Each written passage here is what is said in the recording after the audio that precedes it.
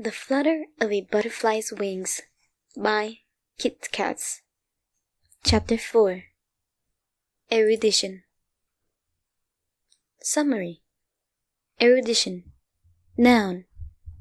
The quality of having or showing great knowledge or learning. Notes. Trigger warnings. Mentions of dubcon or non-con and rape in the way that sex is agreed upon but there is deliberate non-consensual restraining or immobilization during coitus. Not explicit, but better safe than sorry. Starts at Stain growls. Ends at he looks up at Stain.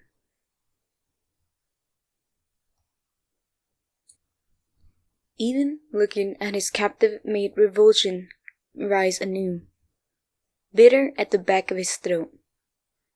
Takahashi Sona was, by all accounts, the epitome of a new up-and-coming hero. Bright eyes, a roguish grin, ready to save innocence and bashfully accept the public's fawning praise. Lies upon lies. Takahashi was truer to himself as an unconscious drunkard, wallowing in poor life decisions and alcohol. He would look much better with his head separated from his neck. But Stain had, regrettably, made a deal. So he settled for a hard punch across Takahashi's face. It is not nearly as vindicating, but it draws blood, and Stain relishes in the spatter of red, the yielding give of flesh beneath his fingers. Sadly, he doesn't get to do it more than once. What the fuck? A true pity. Stain slants a contemptuous stare down at him. Takahashi Sora, I'm here to remove your stain of your so-called heroism from our society. Takahashi glares blearily at him, squinting in the scarce moonlight. Are you some kind of bartender? Why the fuck? He looks down. Stain can see the exact moment Takahashi sees the thick ropes tying him down to the chair. He watches the man's eyes start to dart about frantically, searching for escape. A rat in a cage. He sees the moment Takahashi starts to fear. What do you want from me, villain? Takahashi spits, tilting his chin up in a show of bold defiance. The effect is rather lost when he muffles a grunt of discomfort at the movement, visibly fighting down a wave of nausea. From the alcohol, no doubt. Pathetic. As I said, Rogue Wave, I'm going to make you suffer for your crimes, Stain says. Takahashi stiffens. Guilty. Guilty. Before he draws his shoulders up in a tense, guarded line. What the fuck are you talking about? Stain stares him down. Kato, Akari, Ikeda, Nico, Watanabe, Haruko. Each name drops like a condemnation, and Takahashi jerks back, the realization plain on his face.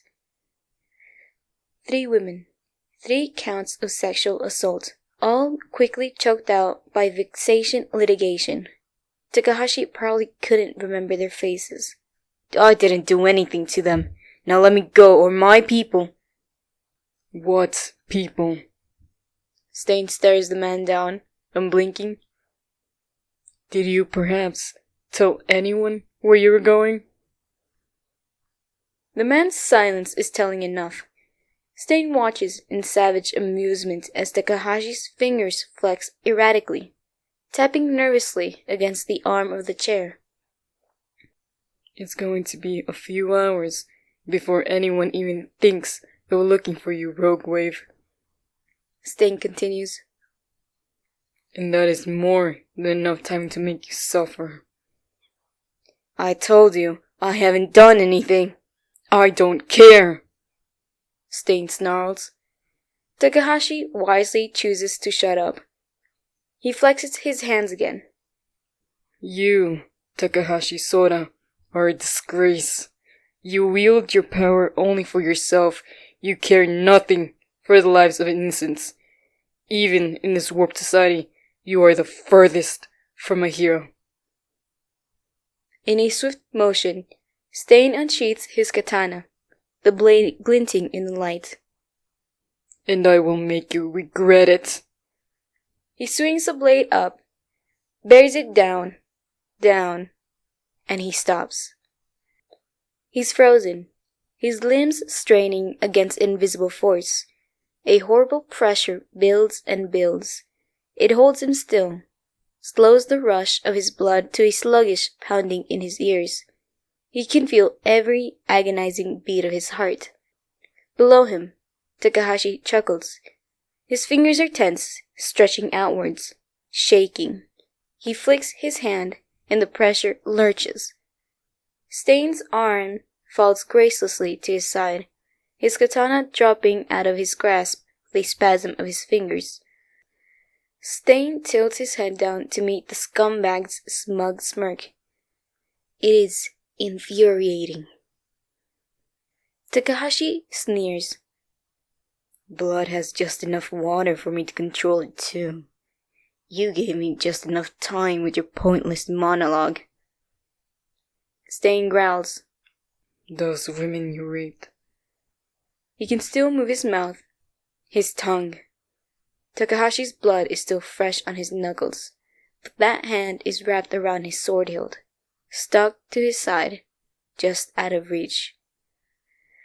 Takahashi leers, and Stain can see the last vestiges of his mask crack away, revealing the repulsiveness within, rotten to the core. Rape, Takahashi says, is a strong word. He smirks. I just needed them to stay still. Stain's mounting fury is only eclipsed by the pure disgust he has for this cretin. Takahashi grins wider. They were so terrible at sex that it was just better for them to lie still, you know. So I made them. It's nothing that they didn't want anyways. He looks up at Stain, pale with exertion, trembling with the effort of keeping Stain still. It doesn't mask the arrogance, bleeding out of every line of his body. Here's what we're gonna do. You're gonna untie me, and you're gonna get me help. His smirk widens. And maybe I won't stop your heart. Stupid man. Stain nods his assent, and Takahashi drops the hold, triumphant. Instantly, Stain's tongue swipes outward, and links Takahashi's blood off his own knuckles. Takahashi stills. Stain grits his teeth as the horrible pressure relents, leaving him shaky and lightheaded. Every part of him feels wrong, stretched too thin and twisted askew. He'd been under Takahashi's quirk for mere minutes. He stares at the man in dawning horror. He had done this to people for sex. You monster. Stain rasps. Takahashi stares up at him in uncomprehending fear, sweat beading across his forehead. Stain stalks forward, pausing to swipe his katana off the ground. He looms over his captive, curling a tight fist over his sword. Takahashi flinches back like the grasping, spineless coward that he is. The sight makes Stain want to wring his neck. The man whimpers. His earlier bravado is gone, replaced by the single-minded desperation of a coward. Please don't kill me, please. Stain meets his eyes, and the man falls still. When he speaks, his voice is soft, deadly. I will not kill you, Rogue Wave. He raises his katana, Takahashi's eyes follow it like a sinner watching the swing of the executioner's axe. But I will make you wish I had. He brings the blade down. There is no one to hear the screams. Grave disappears the next day. The investigation is swift and thorough, but there is only one lead. A small note card is found sitting innocuously on Sora's doorstep. It is blank, save for a short, cryptic message in neatly typed kanji. It makes some other, younger detectives scratch their head in confusion. But Tsukauchi takes one look at it and feels his heart stop. The League of Villains sends its regards. He calls Toshinori immediately.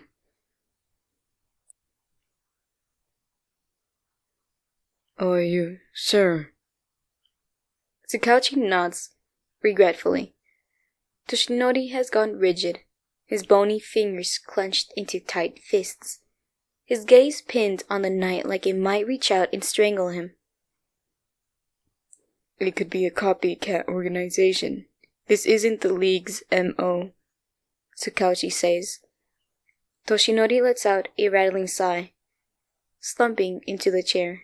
His eyes are distant, haunted. We never did find the body.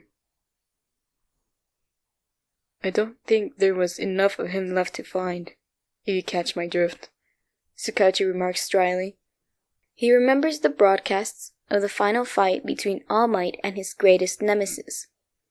Even entire buildings had been ground to dust. Absently, Toshinori's hand drifts down to press gingerly against his side, at the thick snarl of knotted scar tissue and the puckered seams of surgery hidden underneath his shirt. He still hasn't taken his eyes off the note. Hey. Tsukauchi reaches over to his desk to put a comforting hand on his friend's bony shoulder. Don't go jumping to conclusions. This may not even have anything to do with All for One. Only All for One has ever used that name, Toshinori says. The shadow of an old, quiet pain has settled into the harsh lines of his face. His skin pallid against the sunken hollows of his eyes. He looks suddenly tired, like a man with the weight of the world dropped onto his shoulders. Tsukauchi kind of regrets telling him about the note now. He grips Toshinori's shoulder tighter, hoping to channel some optimism. And we don't know for sure that he's behind this. The Takahashis are already in full support of this investigation. We'll be able to handle it, whatever it is. Toshinori blows out his breath in a sigh. Of course. He gives a weak, practiced smile. As you said, it may not even be related to him. It could be coincidence. He sounds like he's trying very hard to convince himself. Tsukauchi elects not to call him out on it. The hero lapses into silence, brow furrowed. Namasa. Tsukauchi's eyes widen. You can count the number of times Toshinori has called him by name in their decade-long friendship. His friend stares up at him with old eyes. Thank you for the warning, but please be careful. The desperation in his tone is startling. After so long with his normally cheerful demeanor. Not for the first time, Tsukauchi wonders how much of it is a mask. Probably all of it, if he's being honest. But he understands. All for One has taken everything from Toshinori. I will. Toshinori nods. His shoulders are drawn back, squared. When he lifts his chin to meet Tsukauchi's gaze, his eyes hard and determined. It is All Might who speaks. Good. The next time when Izuku slides into his seat at the bar counter, Kurogiri, apropos of nothing, sets a glass of amber liquid in front of him. Izuku eyes it warily. I don't drink. Shigaraki snorts loudly, barely looking up from his newspaper. What? Too pussy? His casual scorn would have chafed once, had he been an actual 12-year-old with something to prove. But this Izuku had lived through a war and was fully out of fucks to give. Pregnant, actually. Izuku deadpans. Kurogiri chuckles. Shigaraki looks over from his end of the bar to flick him a glare. Worry not, Deku, Kurogiri says.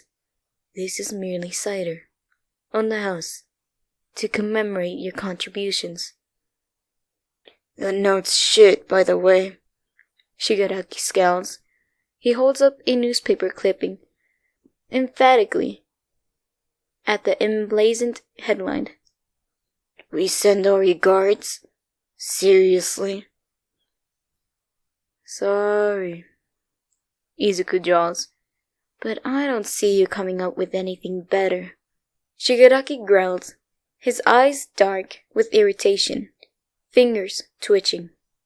You should have just killed him. Not all of us can disintegrate bodies, Izuku bites back, rolling his eyes. And he's top 20 in the hero rankings. You go kill him if you're so eager. Shigaraki glares some more, and he stares back, unfazed. Honestly, his would-be murderer could die mad about it, for all Izuku cared. Nevertheless, Kurogiri interjects, I think it's appropriate, if rather dramatic. Though, if I may, Deku, what exactly is your plan? Izuku swallows, forcing a mask of composure through the sudden wave of anxiety. Painstakingly, he lays out his scheme, from Stain's recruitment to his future plans of turning the public against Takahashi. It's not a measure that can be used repeatedly, but it should get us off to a good start in the public eye, Izuku concludes. He looks up to find Kurogiri watching him intently, eyes narrowed in thought. Shigaraki is making a show of blatant disinterest, but he hasn't turned a page of his newspaper throughout Izuku's explanation. Kurogiri nods slowly. It's true that we've already gotten more voluntary recruits since, he says, almost to himself. He falls silent, pensive. Izuku resists the urge to tense as Kurogiri turns his contemplative gaze to him, eerily inscrutable. I must admit, I was a little concerned when you did not give us the information we wanted, Kurogiri says. Izuku stiffens, heart pounding in his chest. If they found him lacking. Then Kurogiri smiles, eyes crinkling. But your plan is sound. Sensei would approve, I think. Of course the bastard would, Izuku thinks. He had always had a taste for manipulation and twisted mind games. Unbidden, the memory of All Might's body surfaces. Broken and bloody on the ground, the symbol of peace, defeated, a shriveled husk of a man. Oliver One stands up, and All Might doesn't. He smiles, slow and cruel. He speaks, perfectly affable. A lone voice ringing over deathly silent crowds. You're next. Izuku doesn't remember how he gets home after that, but he does. The moonlight is curiously sharp, slicing into the darkness. He stares, sleepless at the shelves and shelves of All Might figurines. His limited edition posters, the hero's grinning face beaming at him from every corner. Sensei would approve, I think. Kurogiri's voice sneers. All Might smiles endlessly, shrouded in shadow. Izuku feels a sweeping wave of unnameable emotion. Something a little like grief and a lot like guilt, and swings his legs off the bed. Izuku spends the next few hours carefully putting away every single piece of All Might merchandise. Methodical and deliberate. When he's done, he sits and stares at his empty walls, his empty room. He aches.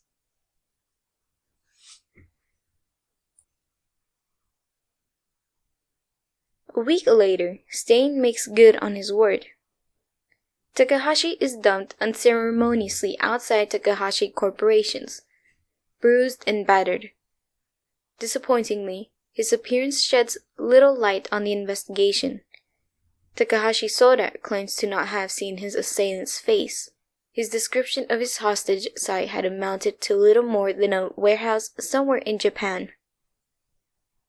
How the hero had ended up in front of Takahashi Corporations, unseen and undetected, is anyone's best guess. A transportation quirk is suspected, but unconfirmed. The trail goes cold. The mysterious League of Villains goes from a relatively unknown group to a confirmed B-rank villain organization overnight. For orchestrating the successful, albeit relatively harmless, kidnapping of a top 20 hero. In the midst of ongoing investigations, Gento and La Brava released their expose video on Takahashi Soda. It goes over about as well as Endeavor's video does. The Takahashi Corporation tries to do damage control by holding an emergency press conference a month later. It goes poorly when Rogue Wave admits to several counts of rape and unlawful quirk usage on civilians, citing efforts to turn over a new leaf. Amid the clamor of reporters and the sudden flash of cameras, most miss the way Takahashi's hands are shaking, or the pinched fear in his darting eyes. Izuku doesn't miss it, and neither, he suspects, does Stain. Takahashi Soda gets sentenced to 20 years in jail. He is the first of Izuku's many, many victims. None of Izuku's subsequent victims meet nearly as much drama in their removal, and there is no shortage of potential targets. Stain asks for a new person to terrorize every month or so, and that, thankfully, seems to be enough to placate the League. He slips back into his life easily enough. His mother loves him, but as she realizes that her son is a little sadder, a little quieter than he was before, she doesn't let on. Kachan, unsurprisingly, is a giant pain in the ass. Izuku's at a disadvantage here. For better or worse, they know each other. And he's pretty sure Kachan has already noticed something different about him. The other's sharper than most, and far too stubborn. He'll beat the answers out of Izuku if he can. So Izuku requests to be transferred to a different school. Aldera High is only too glad to let the quirkless, bullied student be someone else's problem. His mother is teary with relief. He keeps giving Kachan and his cronies a slip in the meantime, and watches the other's face turn increasingly red with all the fascination of someone watching a distant volcano explode. It all comes to a head when Kachan corners him in an empty classroom on his last day, incandescently furious. What the fuck is up with you, shitty Deku? Izuku eyes him cautiously. What do you mean? Kachan leans into his space, snarling like a mad dog. A hand clamps down on Izuku's shoulder, unnaturally hot. And Izuku's nose fills with a sickly sweet scent of nitroglycerin. "You're transferring out." Izuku blinks up at him. "Yes?" What the hell? It's times like this that he thinks he'll never understand Kachan. "You told me to stop getting in your way. So this is me doing that?" It's a win-win situation, honestly. Kachan gets to live an Izuku-free life, and Izuku gets Kachan off his back. Easy. Inexplicably, Izuku's answer only serves to make him angrier. A hand fists in his shirt, yanking him up to meet Kachan's scornful eyes. "Don't get fucking smart with me, fuckwit. You're still a useless Deku, and you're a fucking coward for running away." Kachan knows just where to twist the knife. Maybe it would have hurt a lifetime ago. Now he stares into his friend's face, contorted in petty rage, so far away from the hero that Izuku knows he can be, and feels nothing but a hollow pang in his chest. "Maybe I just want to get through school without you or your lackeys beating me up, Kachan," Izuku says tiredly. He tries a smile, and it comes out weak and tremulous. "I think I've run out of space for all the bruises and burns you see." The grip at his throat tightens, and Kachan shifts his hand to the vulnerable skin at Izuku's neck, 4 fingers, brushing along the side of his throat. Kachan is still speaking, loud and harsh, but Izuku can barely hear through the rising roar of static in his ears. There's a hand on his neck, and he can't move, and he can feel the pressure of fingers, a thumb crushing his windpipe, and he can't breathe through the pain. In the next moment, he's staring down at Kachan, shocked. The other is flat on his back, looking up at him with equally stunned eyes. Izuku glances down at his hands. They're shaking. He closes his frozen fingers into fists to stop trembling. It gets worse. He can taste wet salt on his lip. Kachan's staring at him like he's never seen him before. It is suddenly unbearable. Izuku stammers an apology before bolting out of the room. Feeling the weight of his friend's gaze burning down his back. It's just as well that it's his last day at Aldera High, because Izuku really doesn't want to see Kachan again. Much to Shota's chagrin, his new protege's eye bags only get worse. Izuku's do-or-die trying attitude is nigh incomprehensible. Honestly, Shota has third-year students with less motivation than him, for fuck's sake. He's no expert in children, but he's pretty sure 12-year-olds shouldn't be trying to run laps till they drop. It's par for the course for this child, apparently. He has explicitly forbidden Izuku from running patrols or intervening in hero fights, and he had agreed with all the sincerity of a blatant liar. Maybe this is karma for expelling all those kids. He gets to have all headaches he would have had otherwise condensed into one Midoriya Izuku. It only gets worse when they begin combat training. Strangely enough, Izuku moves like he's accustomed to a different weight, with an odd habit of pulling back on his punches. Almost as if he's used to holding back his strength. Almost as if he's had combat training before. Enough to develop bad habits. But his thin frame and below-average athleticism say otherwise. So many things just didn't add up. Shota gets an inkling of an explanation when Izuku nearly collapses another grueling bout of training, scowling in frustration. He's never seen a student look so unhappy about taking breaks before. Rest before you break a limb, Shota tells him, and Izuku flops onto the ground, an arm over his eyes, groaning. It's not enough, Izuku says, his voice laden with exhausted exasperation. What isn't? Izuku doesn't move. I won't ever match up to a quirk user at this rate. Therein lay the crux of the problem. Shota had no doubt that Izuku could become a skilled fighter, given time. But it mattered little when people had little superpowers. At least he could take people down a notch. Izuku didn't even have that advantage to close the gap. But if that were the case... Midoriya-kun, how did you rescue the hostage from the fire quirk villain? Izuku Bryans, the one that I helped you with to get you to notice me? The illegal vigilantism? Yes. Shota deadpans.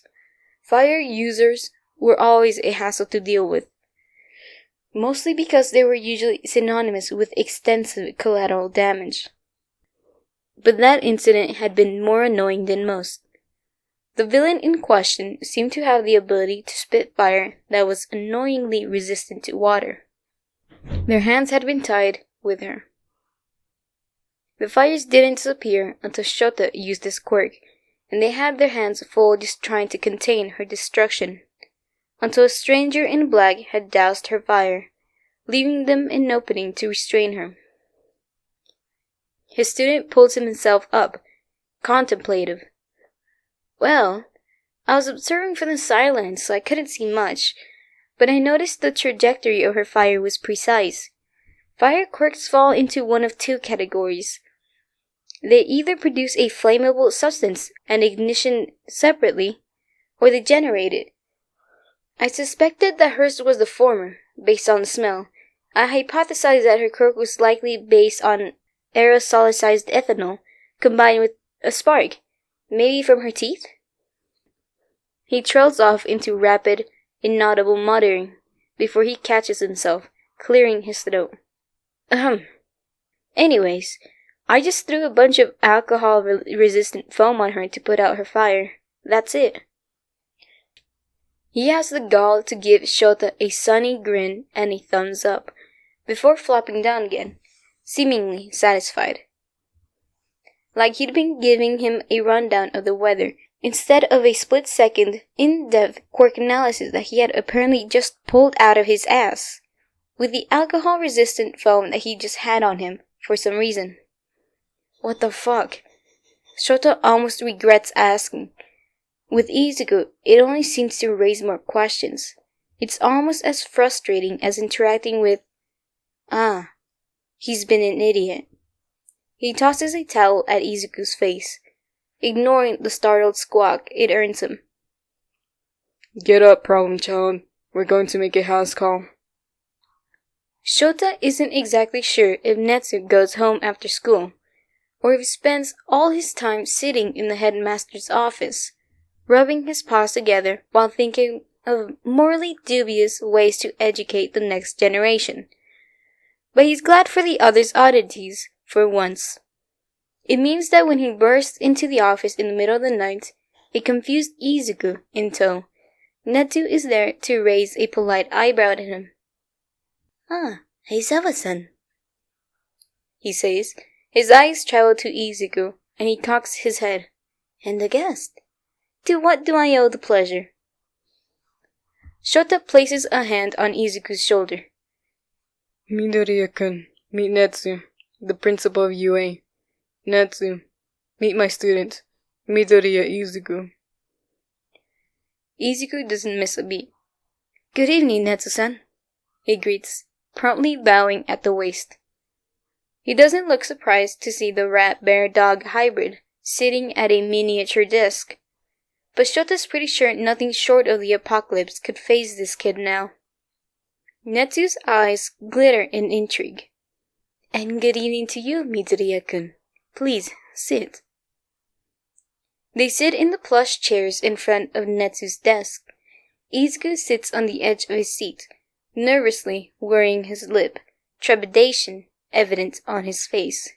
Netsu quirks an eyebrow curiously. A private student of yours, Aizawa-san? Shota nods. Yes, I was hoping you could help him. Netsu folds his paws together on his desk. Do tell. Midoriya-kun is quirkless, he says. Netsu's eyebrows climb further up his forehead. But I believe that he has a unique skill that may be able to overcome that. He nudges Izuku. Go on. His student stares at him, wide-eyed in panic. Just go? About what?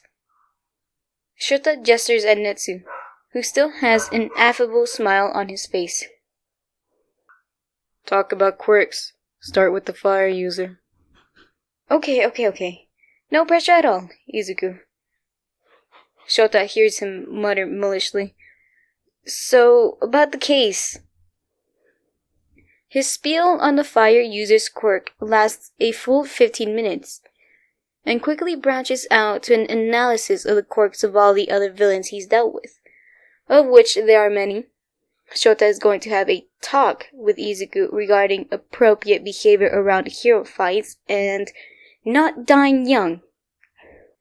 He soon segues into a discussion on the biological origins of quirks, which soon goes into a mild rant on why the theory of neo-Darwinism just didn't make sense in quirk theory.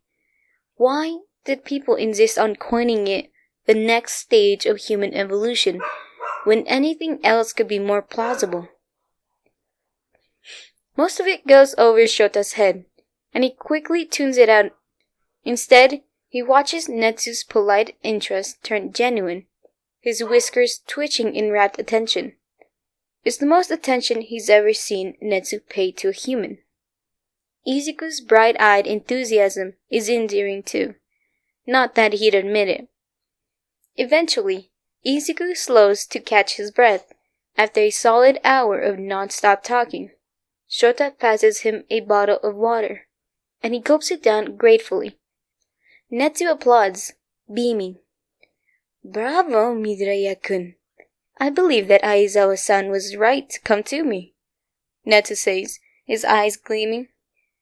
If you are willing, Midoriya-kun, I'd like to mentor you too.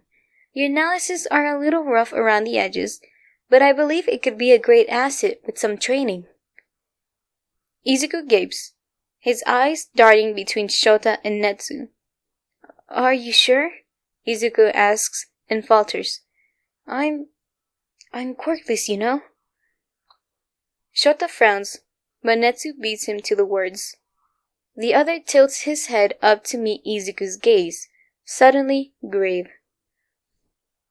Being quirkless will not change my opinion of you, Midoriya-kun. I see great potential in you, and I hope to help you achieve it. You are aiming for the hero course, are you not? Izuku gives a stunned nod. Netsu smiles. I thought so. That will be well within your reach, with my and Aizawa-san's help. What do you say? The boy gives a tremulous grin, like he still can't quite wrap his head around the prospect. Yes, of course! Netsu's eyes take on an unhinged glint, and his smile becomes suddenly manic. Wonderful! I look forward to showing you my own research on quirk biology. My application for human experimentation was sadly declined, but... The other chatters on. Izuku, sharp as always, flashes Shota a look of alarm, mouthing human experimentation with no small amount of trepidation. Shota shrugs. He knows Netsu doesn't hurt students. Outside of classes, that is. So Izuku's safe in his tiny paws. He'll be fine. Netsu perks up, heedless of the dubious glances. Oh, and I almost forgot about my forays into dissection. Probably.